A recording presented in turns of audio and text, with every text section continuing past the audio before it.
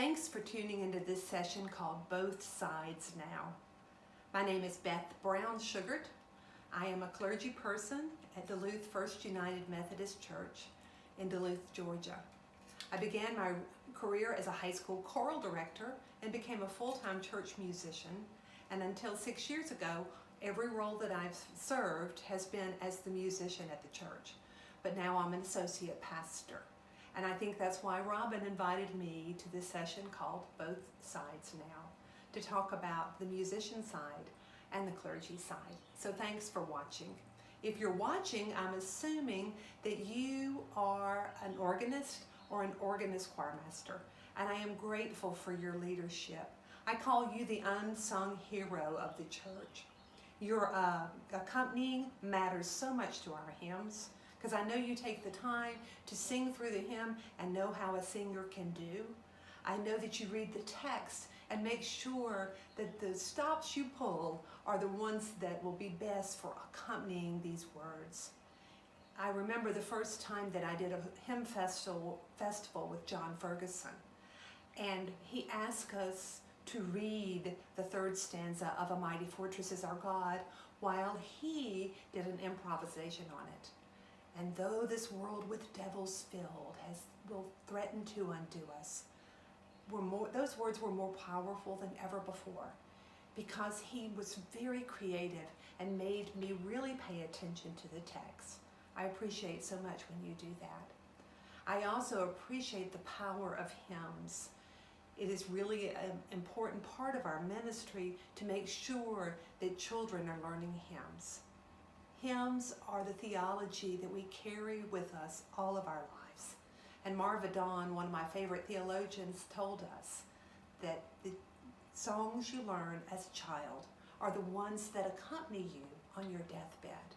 And we want to make sure that we are giving them solid words for the rest of their life.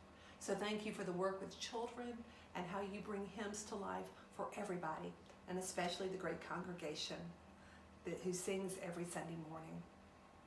But I almost didn't do this video because of, I think what I'm telling you, you already know, but maybe you just need a reminder of it.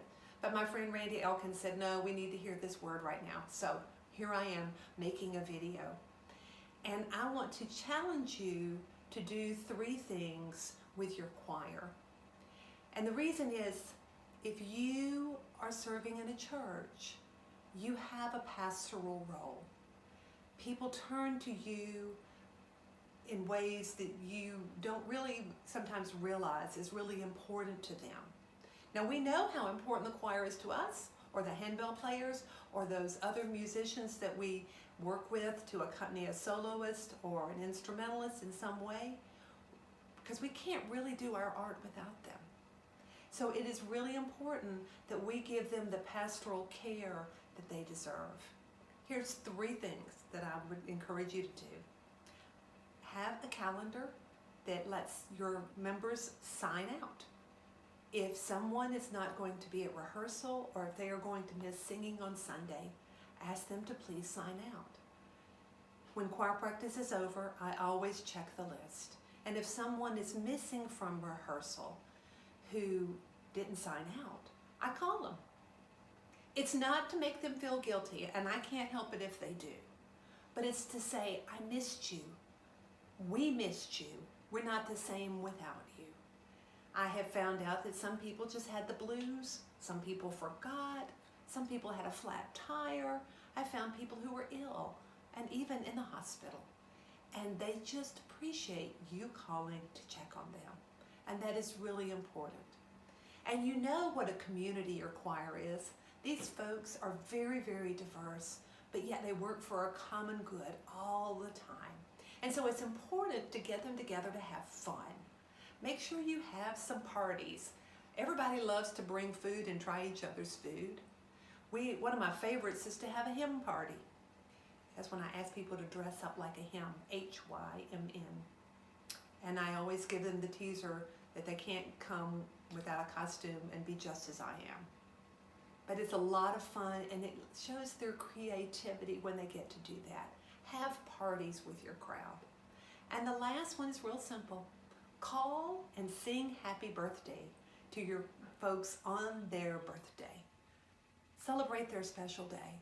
It's important to them, and it's important to them that you remember. We can't do our work without them. It really matters. I hope this has been helpful, a good reminder.